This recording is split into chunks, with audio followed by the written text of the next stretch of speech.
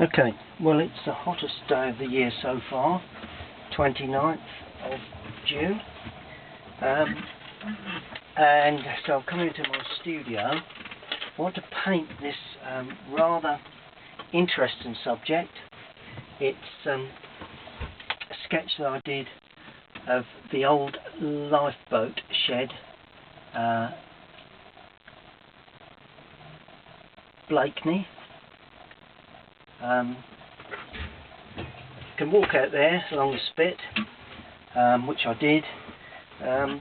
Quite a simple subject. Now we're going to paint quite a large picture, purely because a lot of people say to me they can't paint on large paper. You just quite simply use larger brushes, really. And I've got to make quite a lot of the sky, so what I'm going to do, I'm going to damp the paper. As I say, it's extremely hot. Must be somewhere in the region of about over 30 degrees outside, so I do need to put plenty of water on. I'm going to leave some patches of paper without that have not been damped, so they're pretty dry. I'm going to try and keep it all loose, but I'm going to paint around the building. I want the building to remain quite light. Against what I will have is a strong dark sky around the building anyway.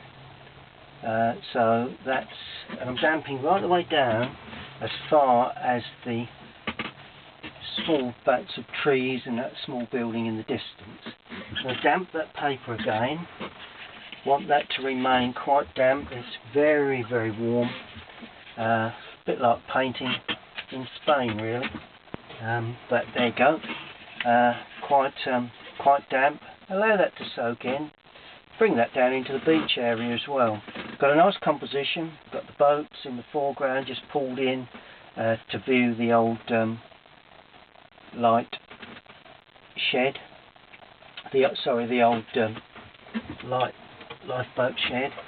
Mainly keep it damp at the top because that's where I want the vast majority of the paint to be soft. I'm not worried about too many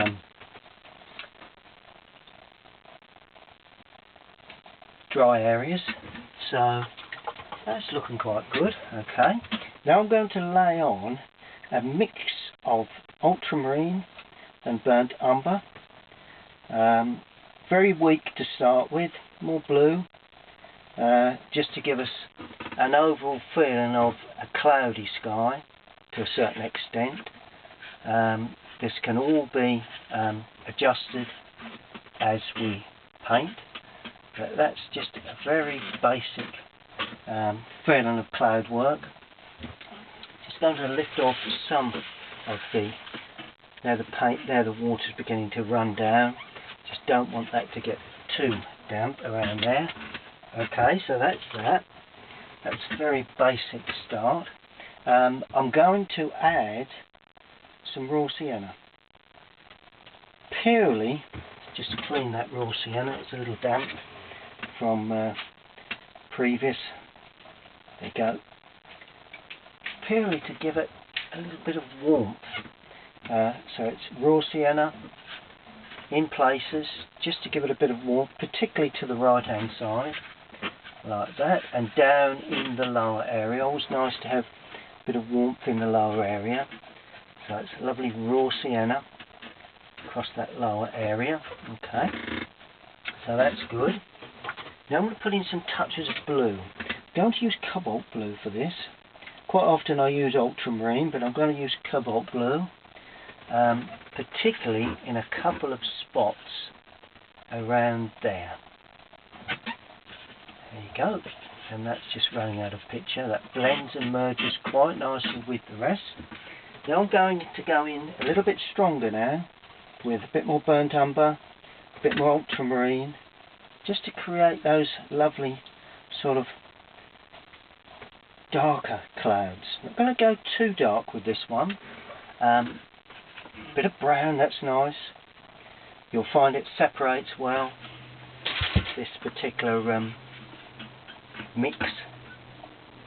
Leave plenty of unpainted areas, because you've got to remember that once you go over all of the areas, you've lost that lovely white glints of light from your sky cloud. But round the building I'm going to be relatively dark. Now, doesn't mean to say I'm going really dark, but just a little bit of strength around that building and behind at the back. And as you can see, it's running, it's producing a lovely sort of tonal effect to that sky. Going to go in with some stronger patches of blue now, just to indicate that, you know, although it is a sort of a cloudy day, we do have some stronger patches of blue here and there. There we go. So that's looking quite good. So we're getting a sense of a feeling of that sky there.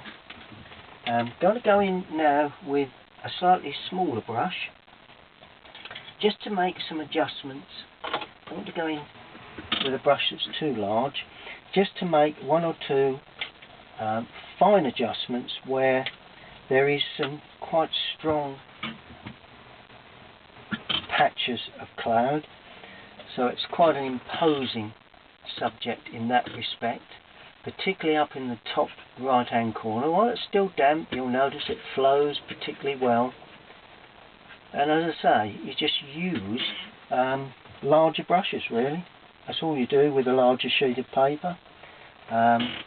Nice little thundery area in this lower part here, which cuts across nicely into the area behind of the sky that's behind the building. And we can now pick around that building with this dark colour, which will give me a nice sort of feeling of shape to that.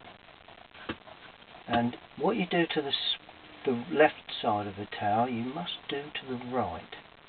And that tower is slightly domed. You must do that to the right, because if you don't, it doesn't look as if that cloud sweeps across, and then cloud in the lower area. Okay, so that's that. Now all we do now is to paint across the beach area with this lovely sort of raw sienna colour, and that will blend very nicely into that distance, and of course across that area there.